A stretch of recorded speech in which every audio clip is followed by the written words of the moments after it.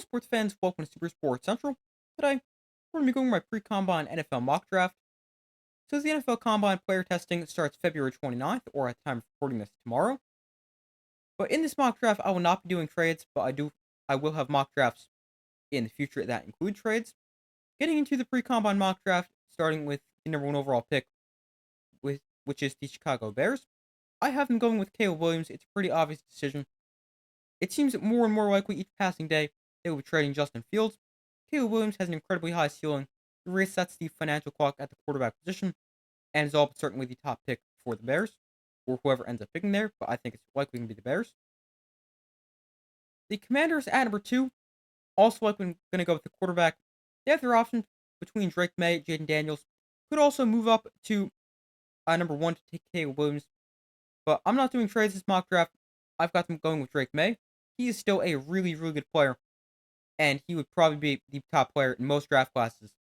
It just so happens to be that Caleb Williams is just a little bit better and is in this draft class, but Drake May is still an exceptional player that the Commanders pick up at number two. Number three for the Patriots. So they are also a quarterback needy team, but they're a team that I've heard could trade down. I don't think they should trade down though, because they need a quarterback in the worst possible way, and that quarterback is going to be Jaden Daniels. He has an incredibly high ceiling, really athletic for the position, or not only for the position, just in general, and he fills a big need for the Patriots. Number four for the Cardinals, they're going to go with Marvin Harrison Jr. This makes way too much sense. They need a lot of help at the receiver position. Marvin Harrison Jr. is one of the best receiver prospects in recent memory, and the Cardinals pick him up at number four. Number five, we have the Chargers. They're a team that could trade down, but if they pick here, there is a couple ways they can go. They can go receiver, tackle, or tight end. I have them going with tight end Brock Bowers, and he will give Justin Herbert another target. Six for the Giants. So they're in an interesting spot because they could go quarterback, offensive line, or receiver. Now, with the top three quarterbacks off the board, I don't think the Giants will end up taking a quarterback, but if one of those three quarterbacks is still available, I think the Giants could end up selecting quarterback here at number six. But I've got the Giants going with a receiver here, and that is Malik Neighbors from LSU. He's extremely good with the ball in his hands, and he gives the Giants a true wide receiver one, something they have lacked for the majority of time Daniel Jones has been their quarterback. Now, I could understand the argument for the Giants going with the tackle because I think it's harder to find a tackle than a receiver. But in this mock draft, I've been going with Malik Neighbors from LSU. The Titans at seven are between tackle or receiver. I've got the first tackle off the board. That is Joe Alt from Notre Dame. It's a good tackle class, especially between the top two, Joe Alt, Ulu Fashanu. Both really good players. I think Joe Alt slightly better, and he's the pick here for the Titans at number seven. And they also help the offensive line, which is desperately needing help. The Falcons at number eight are another team that could take a quarterback because head coach Raheem Morris was asked about the quarterback situation, and he said if the team had better quarterback play, he probably wouldn't be their head coach. Now, it gets interesting for the Falcons because they could end up selecting J.J. McCarthy, who is a quarterback from Michigan, but I don't think McCarthy is ready to play right away. I think it's best if he sits for a year while he continues to develop, and then he becomes a starting quarterback. And because of that, I'm going to say the Falcons go with another offensive weapon and draft Rome Odunze from Washington.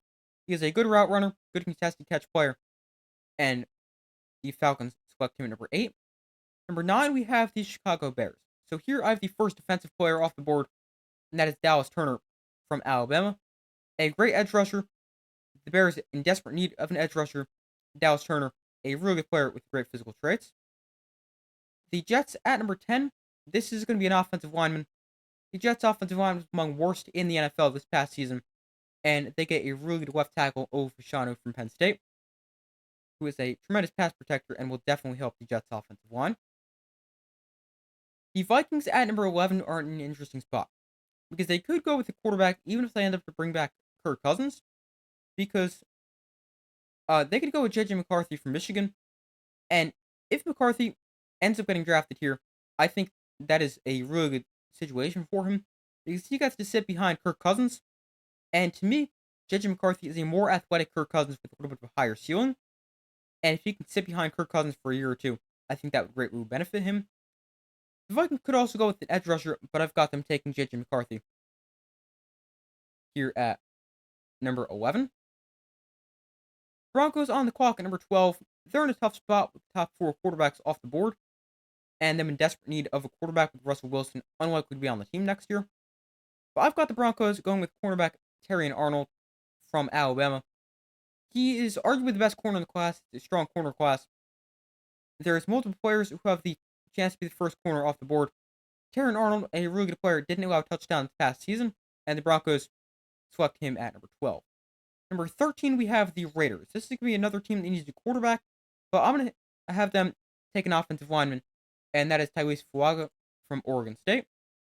He is a plug-and-play right tackle, and the Raiders desperately need help along the offensive line. Fuaga is a good pick for them at 13. 14 is going to be another lineman to the Saints, and that is going to be J.C. Latham from Alabama. Latham started 27 games at right tackle in 2 seasons as a starter for Alabama. Now, I know the Saints have Ryan Ramczyk at right tackle, but he's getting older and isn't your future tackle, so getting Latham at 14 is something the Saints should definitely look to do. 15 for the Colts, I think they should address the secondary and go with the corner, and that corner should be Quinyon Mitchell. Mitchell, he is a extremely athletic player, really fast, can keep up with anyone in the open field. Plus, he also had a great Senior Bowl, and he is definitely a good pick there for the Colts at 15. 16, we have the Seahawks. So they're going to be going with a defensive lineman, either edge or interior defensive lineman. I have them selecting edge rusher Jared Verse from Florida State. He is a powerful pass rusher and also a good run defender, and he helps the Seahawks along the defensive line. The Jaguars at 17. So to me, this is a defensive player. I think they're going to address the secondary, get younger at the position, and that's going to be Nate Wiggins. Great size for the position at 6'2", and a great cover player. And the Jags select him at 17. 18 for the Bengals. To me, this is tackle either Amarius Mims or Tyler Guyton. I've got them going with Amarius Mims from Georgia. He is a right tackle. He's a freak, 6'7", 340 pounds, and he can finally potentially give the Bengals an answer at right tackle. The Rams at 19 overall are picking the first round for the first time since 2016 when they took Jared Goff first overall. But the Rams, they could go two different directions here with this pick, either interior offensive line or corner. I've been going with corner Cooper DeJean from Iowa. He is an incredibly athletic player, great versatility in the defensive backfield, and he is the pick for the Rams at 19. 20 is the Steelers. So they're a team who can address the offensive line, and I've been doing so with Jackson Powers Johnson, an interior offensive lineman from Oregon. He is very athletic for the position, can play guard or center, and additionally, he had a great Senior Bowl. 21 for the Dolphins. This is interesting because they could go with an edge rusher. They could go with an offensive lineman. I've been going with an offensive lineman, that is Troy Fautanu from Washington.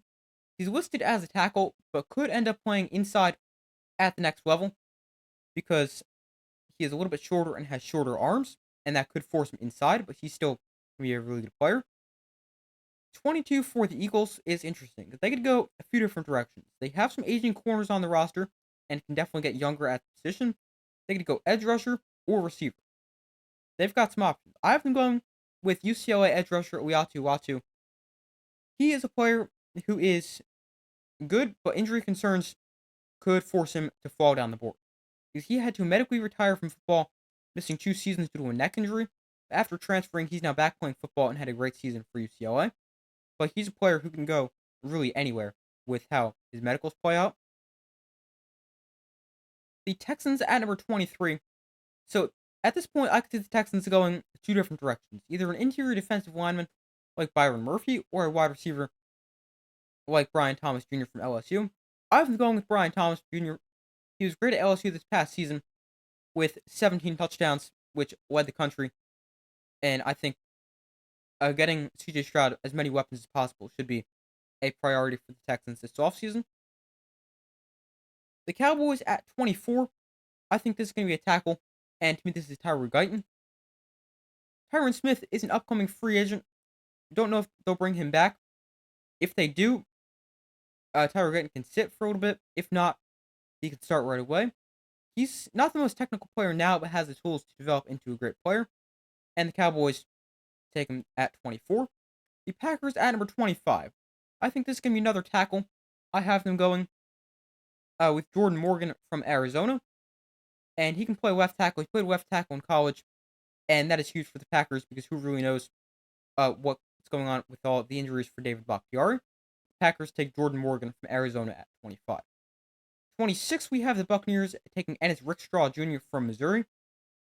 He is a corner, was really good, has injury concerns which could force him to fall a little bit further than this, but he is a really good player, especially in man coverage, and the Buccaneers select him at 26. 27, we have the Cardinals taking edge rusher Chop Robinson. They desperately need help at edge rusher and just generating pressure on opposing quarterbacks, which they didn't do much of this past season. Chop Robinson has an incredibly high ceiling, extremely quick off the line of scrimmage. Does need to develop more pass rush moves as opposed to just being a pure speed rusher, but he's got a really high ceiling, and I like to pick there for the Cardinals at 27.